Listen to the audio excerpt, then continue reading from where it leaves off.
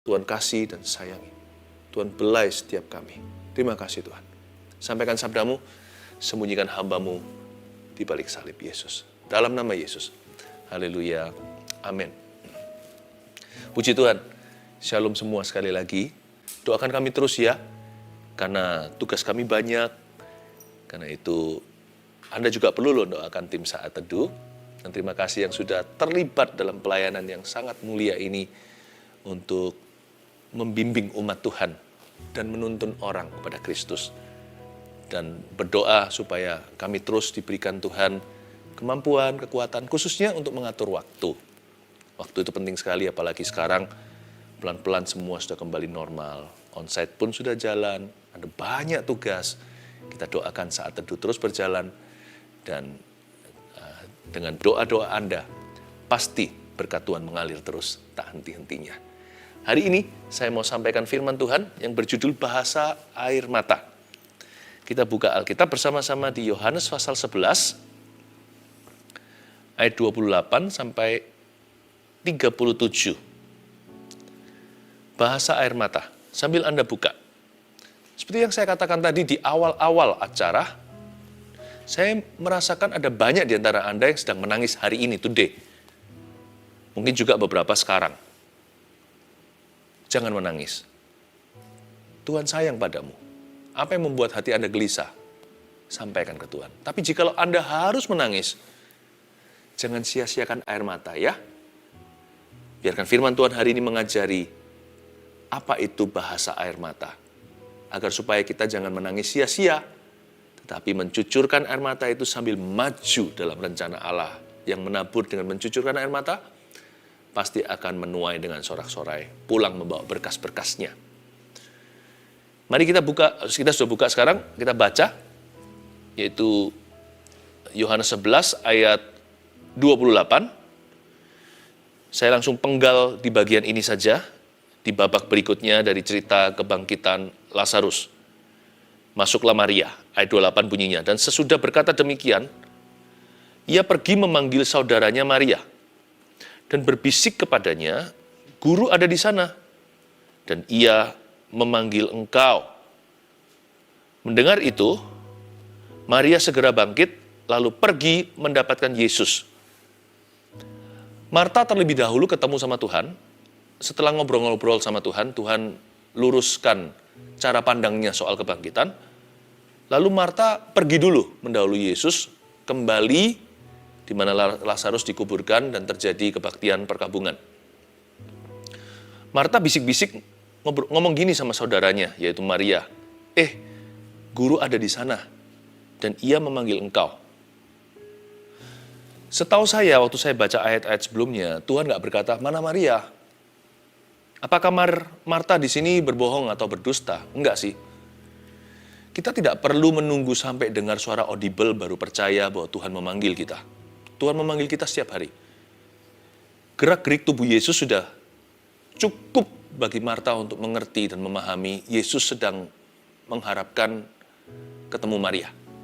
Nggak hanya Marta, Yesus mau ketemu Maria juga, karena dua-dua berkabung kan. Lazarus mati atau meninggal dunia. Guru ada di sana. Marta memanggil Yesus guru. Kelihatannya mereka bersaudara, 3 siblings ini. Maria, Marta, Lazarus, 3-3 kalau panggil Yesus itu guru. Kalau Lazarus sih masih lumrah. Karena zaman itu, rabi, demikianlah sebutan guru-guru Yahudi, mereka itu mengajar laki-laki. Tetapi untuk Marta dan Maria menyebut Yesus guru itu nggak lazim. Karena wanita waktu itu tidak mendapatkan edukasi seperti kita di Indonesia yang banyak menjadi pelopor demikian adalah era Kartini. Zaman itu perempuan tidak mendapatkan pendidikan. Apalagi pendidikan agama adalah pendidikan utama di dalam kebudayaan Yahudi saat itu. Guru ada di sana, mereka panggil guru. Berarti mereka murid. Berarti Yesus memuridkan mereka. Ini rabi satu-satunya menurut saya. Yang lainnya nggak mau ajar wanita. Mereka rasa itu kelas kedua. Zaman itu ya.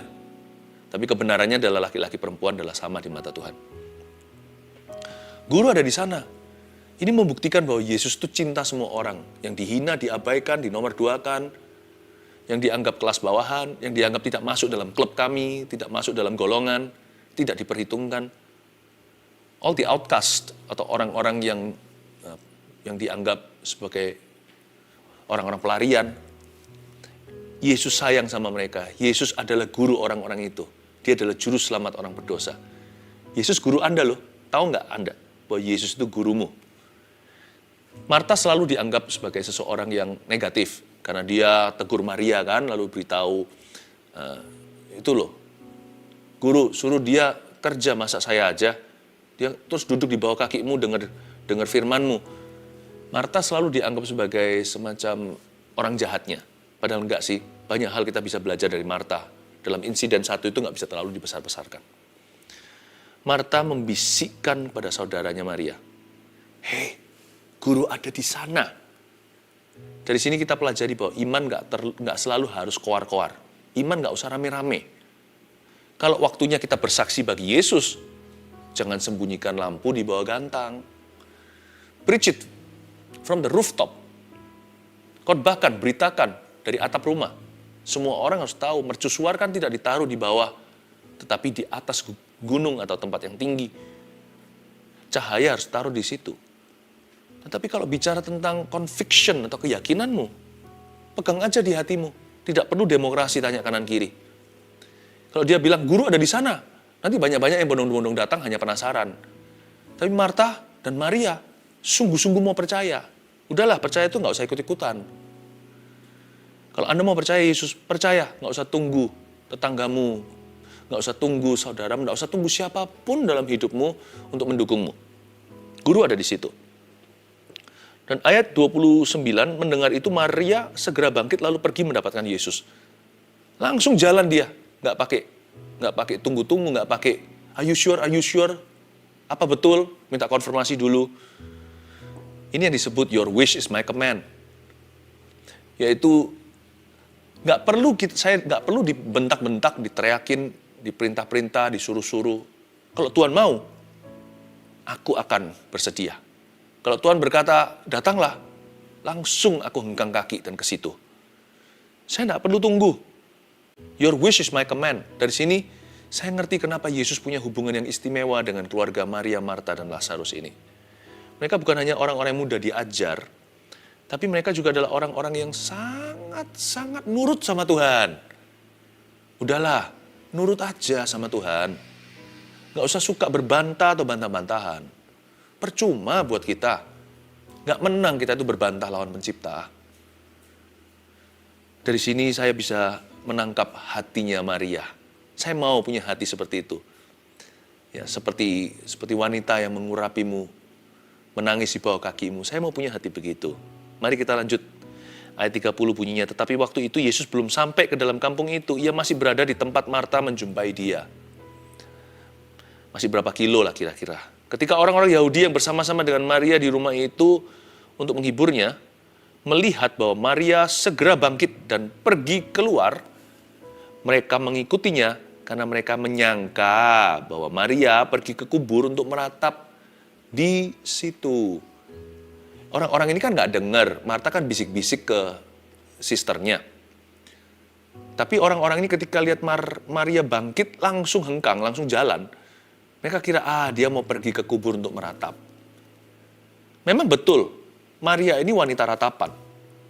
Ini wanita air mata. Tapi dia bukan seperti yang mereka kira. Mereka kira dia hanya menangis atau meratapi saja. No, Maria itu yang kita harus pelajari lewat cerita ini.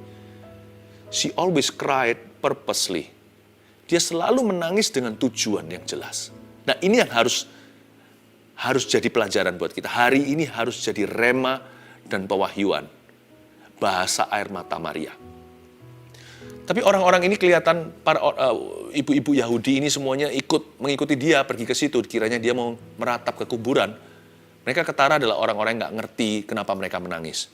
Banyak orang itu gitu ya. Apalagi kalau ibu-ibu kumpul gitu, kalau ada yang berkabung, satu nangis, yang lainnya ikut nangis. Padahal nangis mereka beda-beda.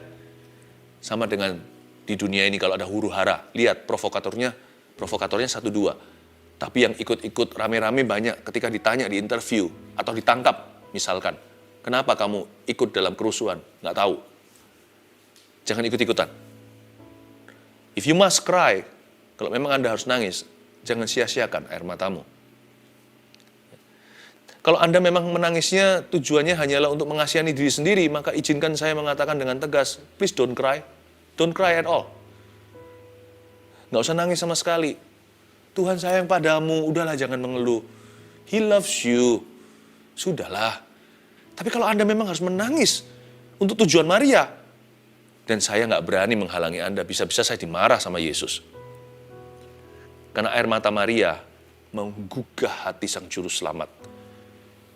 Ayat 32, setibanya Maria di tempat Yesus berada dan melihat dia, tersungkurlah ia di depan kakinya. Ini adalah postur menyembah ya, dan berkata kepadanya, Tuhan, sekiranya engkau ada di sini, saudaraku pasti tidak mati.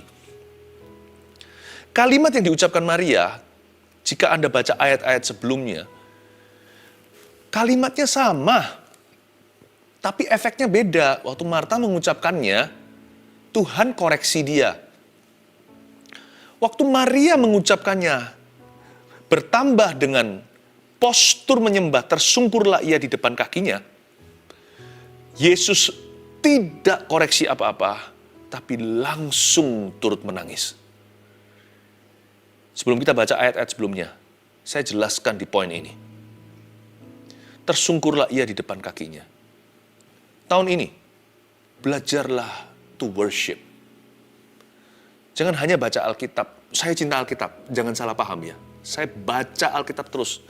Keluarga saya adalah living witness.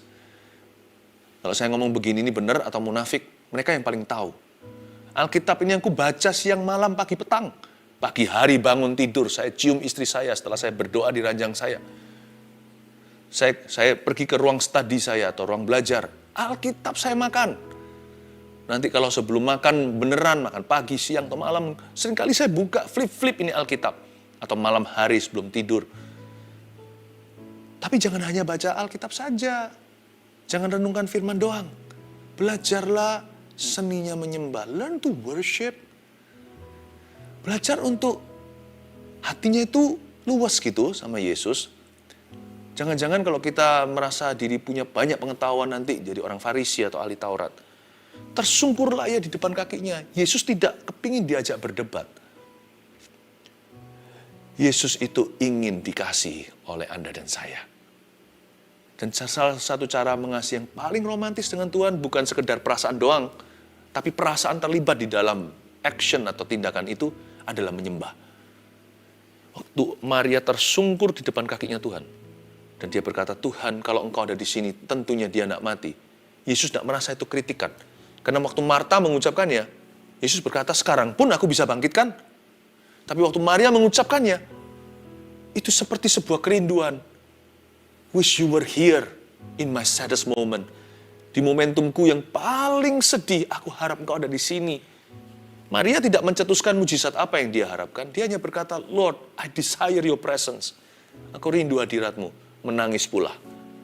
Dan akhirnya Yesus masyigu. Itu bahasa Alkitab berbicara dia tergerak dengan amat sangat. Ayat 33. Ketika Yesus melihat Maria menangis dan juga orang-orang Yahudi yang datang bersama-sama dengan dia, maka masyigulah hatinya, ia sangat terharu dan berkata, di manakah dia kamu baringkan? Jawab mereka, Tuhan, marilah dan lihatlah. Lalu ayat yang ke-35 adalah ayat terpendek di dalam pasal ini, mungkin di dalam Alkitab. Maka menangislah Yesus. Jesus cried. Wow! This is big, this is huge. Maria berkata, Tuhan sekiranya engkau ada di sini, saudaraku nggak mati. Yesus lalu lihat Maria, lihat air matanya. Dia usap-usap air matanya sesegukan. Lalu dia lihat orang-orang Yahudi yang datang bersama dengan dia ikut menangis. Orang-orang yang clueless ini. Orang-orang yang nggak ngerti kenapa mereka nangis. Meskipun mereka nggak ngerti kenapa mereka nangis, Yesus tetap masyiku. Baik nggak Tuhan Yesus itu? Sekalipun seringkali ya, 90%. Setiap kali kita mencucurkan air mata, kita nggak ngerti mengapa kita menangis. Dan kita menangis untuk alasan yang salah. Tuhan tetap masyigu hatinya. Hatinya tetap tergerak. Ia sangat terharu. Kata sangat terharu berarti dalam suara Tuhan ada air matanya. Pernah dengar orang kalau lagi nangis coba bicara? Kita bisa dengarkan suaranya basah. Padahal itu air mata. Tapi kita bisa lihat, kita bisa dengarkan dari tonasinya. Orang ini sedang menangis, kadang-kadang di sebelah situ, lewat telepon, audio saja. Kita nggak lihat matanya, nggak lihat raut wajahnya, nggak lihat apakah basah. Tapi waktu dia ngomong, mama lagi nangis ya? Atau kita bisa tahu istri kita lagi nangis. Sayang, kamu lagi nangis ya? Atau kita bisa tahu anak kita, kenapa nangis nak? Padahal kita nggak lihat wajahnya. Itu yang disebut, ia sangat terharu dan berkata, Jesus cried in his voice. Mungkin suaranya bukan begini ya, ayat 34 bukan, di manakah dia, kamu baringkan. Mungkin suaranya begini, coba ya, coba saya tirukan. Di manakah dia, kamu baringkan, mungkin gitu. Jawab mereka, Tuhan, marilah dan lihatlah, maka menangislah Yesus. Kata menangislah Yesus di sini, dalam bahasa Yunaninya, yaitu bahasa perjanjian baru, dia konotasinya adalah quiet weeping, atau menangis dengan diam-diam. Bukan menangis yang lebay atau berlebihan, atau yang cari perhatian. Orang Yahudi, zaman itu, mereka nangisnya berlebihan. Bisa-bisa nih, orang-orang yang bersama dengan Maria ini nangisnya lebih heboh daripada Maria sendiri. Apalagi di zaman-zaman itu ada yang di-hire khusus, secara khusus disewa untuk jadi peratap. Sampai hari ini masih ada kok. Jadi mereka yang harus nangis, mereka memang professional crier, professional weeper, orang-orang yang menangis secara profesi, dibayar untuk itu. Tapi yang gituan itu tangisan-tangisan yang tidak menggugah hati. Itu tidak membuat Tuhan masiku atau terharu. Itu bukan bahasa air mata. Itu air mata saja. Bisa jadi air mata buaya. Bahasa air mata itu dalam bahasa Yunaninya dulu, it suggests quiet weeping. Jadi yang Yesus menangis dan Maria menangis itu konotasinya ke situ. Sedangkan yang orang-orang Yahudi yang lain bersama dengan Maria menangis itu yang menangisnya berlebihan, yang profesional, yang bahasa anak muda hari ini, yang lebay. Kalau yang dari Malaysia mendengarkan ini mungkin nggak ngerti, makanya saya kasih kata yang berlebihan, yang agak overreacting. Saya nggak berkata kalau menangis yang quiet weeping itu berarti orang itu menangisnya pelan-pelan. Enggak, saya pernah melihat orang berkabung. Saya seorang pendeta, seorang hamba Tuhan. Lihat ups and downs-nya manusia dan jemaat yang saya kasihi. Waktu menangis, nangisnya ada yang nangis. Tapi nggak lebay, karena tangisannya dari hati. Dia menangis, sungguh-sungguh menangis. Ada orang yang dijamah Tuhan di gereja atau dalam kebaktian ibadah. Seperti saat teduh begini juga, saya kan nggak bisa dengar. Tapi Yesus ada di sana. Ada yang menangis. Menangis sejadi-jadinya. Menangis itu sampai betul-betul badannya bergetar. Jangan hakimi orang gitu kalau dari hati ya. Dia ngalami Tuhan Yesus. Jangan berkata fanatik atau emosional, sentimental.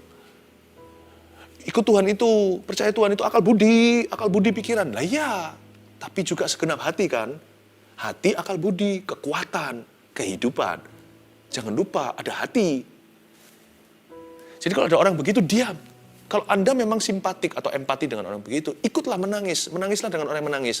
Tertawalah dengan orang tertawa. Yakobus katakan begitu dalam perjanjian baru. Ada orang yang dijamah Tuhan itu saking demikiannya, hebatnya zaman Tuhan. Dia nggak pernah dijamah demikian, nggak pernah mengalami kasih segede itu. Ada di antara mereka yang sampai nggak sanggup berdiri. Seperti terlentang. Posturnya seperti menyembah. Baik itu ke depan maupun ke belakang. Saya berkali-kali lihat orang dijamah Tuhan demikian. Mereka nangis sekali, nangis. Saya respect, saya honor itu. Saya menghargai, menghormati momen seperti itu. Tinggal saya aja yang harus bisa jadi seorang good friend bagi orang demikian. Saya jagai dia, tungguin di sana sampai dia selesai dengan Tuhan. Saya nggak ganggu. Atau kalau dia sedang berada di lantai, di mana? Ya kan? Saya mungkin kasih dia jaket saya, kalau itu seorang teman, supaya dia berada di lantai situ. Tetap saya jaga, dia punya dignity. Jangan hakimi orang yang mengalami manifestasi kasih. Because you did not experience, you haven't experienced what they have. Karena Anda belum alami apa yang mereka sudah alami. Dan saya sebagai gembala Anda lah, istilahnya di saat teduh ini sekarang, dear jemaat. Saya beri Anda kebebasan dan kemerdekaan penuh untuk ekspresi cinta pada Tuhan dan untuk mengalami manifestasi kasih. I give you the full freedom. selama Anda tidak menjadi batu sandungan buat orang lain, itu urusan hatimu dengan Tuhan Yesus. No one will judge you. Not in my presence. Tidak dalam kehadiran saya. Tidak akan kuizinkan siapapun menghakimimu. Tuhan sayang domba-dombanya. Salah satu tugas gembala adalah menjaga domba-domba itu, berjaga atas jiwanya. Oh haleluya. Ayat yang ke-36 dan 37, kata orang Yahudi, lihatlah betapa kasihnya kepadanya. Wow, orang Yahudi yang positif ngomong gini, look, manifestasi kasih, lihatlah betapa kasihnya kepadanya. Tapi ayat 37, orang Yahudi yang lain, yang negative thinking. Ini yang hater-haternya. Ini yang mocker-mockernya, pencemooh-pencemooh, pembenci-pembencinya. Inilah gossiper, komentatornya. Yang ayat 36 masih oke, kata orang-orang Yahudi, lihatlah betapa kasihnya kepadanya. How wonderful. We do not understand, aku tidak mengerti, tapi aku bersyukur. Aku tidak paham, tapi aku hargai orang itu mengalami. Ayat 37, tetapi beberapa orang diantaranya, ini lain lagi orang, berkata, ia yang memelekkan mata orang buta. Nggak sanggupkah ia bertindak sehingga orang ini nggak mati? Ayat 37 ini dimasukkan satu kategori. Orang-orang yang suka komentar doang. Orang-orang gini ini tukang rame-rame. Ia yang memelekkan mati orang buta. Yesus lagi nangis. Masa dia nggak bisa sembuhkan? Katanya dia melekkan orang buta. Masa dia nggak bisa tahan orang ini nggak mati? Nanti orang itu sembuh. Nanti dia ngomong lagi, sembuh, dia sembuh, tapi masa kok orang ini setelah sembuh kok nggak dikasih segala sesuatu yang dia harapkan, tanggung sekali Tuhan. Pokoknya nggak benar deh, nggak pernah benar. Pokoknya Tuhan itu nggak pernah benar di mata-mata orang ini, selalu ada kurangnya. Pernah nggak ketemu orang begitu? Jangan-jangan Anda dan saya orang yang demikian. Ditiupin suling, tidak nari. Suling ditaruh, mana musiknya? Musik dimain, kekerasan. Diturunin, suaranya kekecilan, tanggung sekali musisinya. Udah main ya main sekalian. Dikeresin lagi, nggak dengar tadi. Saya berkata, kekerasan nih telinga sampai mau tuli. Taruh lagi sulingnya, mana suling, mana musiknya, nggak bisa nari. Sulingnya dimainin, mereka pergi. Nggak nari malah pulang-pulang. Nggak pernah benar. Orang seperti ini harus ada di dunia. Harus ada. Kalau nggak gitu nggak bisa membedakan orang benar dengan orang salah, nggak bisa membedakan orang fasik dari orang benar dari orang fasik, nggak bisa membedakan orang yang berkenan dan orang yang cuma figuran di mata Tuhan. Don't be, jangan jadi ayat 37 ya. Jadilah ayat sebelumnya Marianya. Jangan jadi orang ini. Harus ada orang begini. Hanya janganlah you and me. Saya kasih 3 poin sederhana bahasa air mata. Nomor 1, dari sini kita pelajari dari Maria ya, dan dari Yesus tentunya, tapi dari Maria dulu sekarang. Bahasa air mata itu 1, menangis karena terharu. Kalau Anda harus menangis, nggak apa-apa karena terharu. Apalagi kalau karena kasih Yesus. Please, hati itu jangan kaku, yang luas sama Tuhan. Dulu waktu saya masih kecil, karena saya mengalami beberapa pengalaman-pengalaman yang traumatis dan keras, maka saya mencetuskan pada diri saya sendiri, saya membuat janji bahwa saya tidak akan menangis. Laki-laki gak boleh nangis. Pria tidak boleh mencucur air mata. I must be tough. Jadi saya menjadi orang yang sangat keras. Hati saya itu seperti ditaburi apapun tanpa irigasi. Jadi sangat-sangat super kaku. Apapun yang saya lakukan, ya, apapun yang saya lakukan, selalu saya ingatkan diri sendiri, tidak boleh menunjukkan perasaan. Jadi saya orangnya dingin sekali, zaman dulu sebelum kenal Tuhan. I love you lah, rangkul orang lah, nggak ada ekspresi lah, nggak usah gitu-gituan.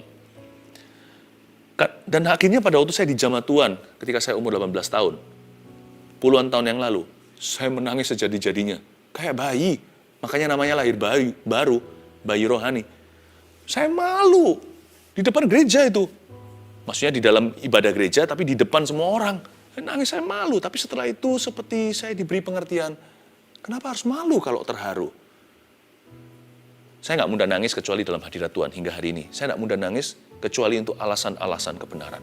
Saya tidak mudah mencucurkan air mata kecuali kalau melihat orang lain menderita. Hari ini hati saya telah berubah. Sejak Roh Kudus jamah saya, seperti ada perairan dan irigasi. Seperti ada sungai yang mengalir di sini. Bukan tipe orang yang gampang-gampang dikit-dikit nangis. Nggak gitu. Saya nggak bocor. Tapi kalau memang hari itu mata saya harus jadi bendungan Allah, saya pastikan hatiku mudah masyiku. Menangislah karena terharu. Kalau memang harus menangis, menangis karena alasan itu. Apalagi karena kasih Tuhan. Lihat orang lain punya penderitaan. It's okay. Nomor 2, menangis karena kehendak Allah. Yang ini menangis karena alasan ketaatan. Menangis untuk taat. Ini susah. Kita bisa nangis karena ketika kita disuruh memberi. Sakit tapi menjadi perkorban persembahan. Waktu kita mengampuni. Atau ketika kita berdoa untuk kebangunan rohani terjadi di sebuah negeri. Dari waktu ke waktu ya, saya sering loh dibangunin Tuhan pukul 3 pagi. Suruh berdoa untuk negara tertentu, apalagi negara sendiri. Pernah juga saya dibangunkan, ya kira-kira pukul 3. Saya cukup langganan di jam-jam sekian. Suruh doakan untuk jemaat saat teduh. Saya menangis tanpa alasan, tapi saya tahu itu kehendak Allah. Saya sedang mendoakan. Saya mendoakan agar turunnya kerajaan sorga dalam kehidupan seseorang. Dan mungkin kadang-kadang Tuhan suruh saya melakukan sesuatu itu susah sekali. Saking susahnya sampai saya mencucurkan air mata. Contohnya, Tuhan suruh Anda mengampuni. Jangan nangis karena kepahitan, jangan nangis karena sakit hati. Itu sakit Tuhan, sakit rasanya itu dirasa-rasain gitu sakitnya itu seperti ini dada luka sekalian disiram jeruk nipis. Jangan itu keluar air matanya karena kesakitan, jangan keluar air mata kepahitan. Kalau Anda memang harus nangis, mencucurkan air mata karena mengampuni, karena harus mengampuni seseorang, lakukan demi ini. Anda berkata, aku harus menang. Aku harus menang. Aku harus lulus. Aku harus wisuda. Aku harus bisa lulus ujian. Dan Anda berkata, ini susah bagi saya Tuhan, orang itu melukai saya secara dahsyat. Bagaimana saya bisa mungkin mengampuni orang demikian? Kalau yang dia lukai adalah saya saja, yang dia lukai adalah orang yang saya cinta. Contohnya keluarga. Kalau sesuatu yang terjadi itu sungguh-sungguh buruk, seperti sebuah musibah, mimpi buruk, Anda disuruh mengampuni. Janganlah Anda menangis karena Anda pahit sama orang itu. Menangislah karena susah pengampunan itu. Nangislah karena mengampuni itu sukar dan sulit sekali. Tapi Anda harus bisa. Dan kalau perlu mencucurkan air mata untuk mengangkat besi dan baja di hatimu ini. Dan berkata, I must win. Pengampunan harus kulakukan. Karena aku tahu mengampuni itu adalah kehendak Allah. Anda nangis bukan karena perlakuan orang itu di masa lalu. Anda menangis demi mencapai masa depan yang Anda tahu adalah kehendak Kristus secara sempurna. Seperti orang kalau olahraga ya. Saya pernah lihat seorang bodybuilder, wah diangkat yang lebih berat dari sebelum-sebelumnya. Di sininya tiba-tiba menetes air mata. Saya rasa orang segede itu bukan menangis gara-gara besi ya. Tapi dia saking keluarkan seluruh tenaganya sampai keluar air matanya. Demi mengampuni dan harus goal pengampunan ini. Karena ini kehendak Tuhan yang sempurna untukku sekarang ini di musim hidupku. Aku tidak boleh gagal, tidak boleh menjadi milik setan. Aku milik Tuhan. Dia demi mengampuni dan terjadinya pengampunan sampai mencucurkan air mata karena kehendak Allah. Bukan karena mengingat kesalahan orang lain. Kesalahan orang lain itulah, memori buruk itulah yang membuat Anda susah mengampuni. Tapi air mata Anda karena mau menggenapi firman Tuhan. Menangislah karena kehendak Allah. Terakhir, menangis karena orang lain. Ini menangis bukan karena taat saja, tapi karena syafaat. If you want to cry, cry for other people. Ini bukan air mata buaya, ini air mata saudara. Ini air mata orang Samaria yang baik hati itu. Menangislah karena orang lain. Lihat Yesus. Nggak pernah loh Yesus nangis seperti ini. Coba baca di kitab Injil. Tapi waktu karena Lazarus dia menangis. Maka menangislah Yesus. If you must cry, cry for other people. Bersyafaatlah untuk orang lain. Saya sudah ceritakan tadi kan, saya dibangunkan karena mendoakan Anda. Saya menangis dengan mencucurkan air mata di atas ranjang saya, mendoakan untuk jemaat saat teduh. Mendoakan untuk kebangunan rohani dalam kehidupan Anda sekalian. Bukan berarti kita hero atau pahlawan. Bukan. Tapi kita sudah kontrakkan atau kita berikan air mata kita untuk kerajaan Allah. Karena yang mencucurkan dengan air mata akan menuai dengan sorak-sorai. Cucurkan untuk orang lain juga. Air matamu bisa berguna. When you cry for other people, God's answer is always yes. Kalau Anda menangis untuk orang lain, jawaban Tuhan bagi doa dan syafaatmu selalu iya. Karena hati seperti itu tidak pernah egois, tidak pernah mencari kepentingan sendiri. Hati seperti itu, seperti Yesus menangis dari dalammu. Seperti Yesus yang berseru kepada Bapa di sorga, di dalam dirimu. Karena Yesus Masihiku, Yesus terharu, itulah sifat juru selamat kita. Dia peduli dan terbeban bagi sesamanya. Saya ajak Anda untuk mengerti bahasa cinta. Dan bahasa air mata, 1, 2, 3, direview sekali lagi. Menangis karena terharu. Itulah bahasa air mata yang Tuhan inginkan dalam hidup Anda. 2, menangis karena kehendak Allah. Itulah bahasa air mata yang sorga pahami. 3, menangis karena orang lain. Itulah bahasa air mata yang membuat Yesus Masihiku dan Bapa tidak akan berkata tidak kepada doa syafaatmu. Yesus memberkatimu. Mari kita serahkan hati kita dan air mata kita dan segenap hidup kita hanya kepada Dia. Dan Dia menunggumu saat ini di bawah kakinya. Haleluya.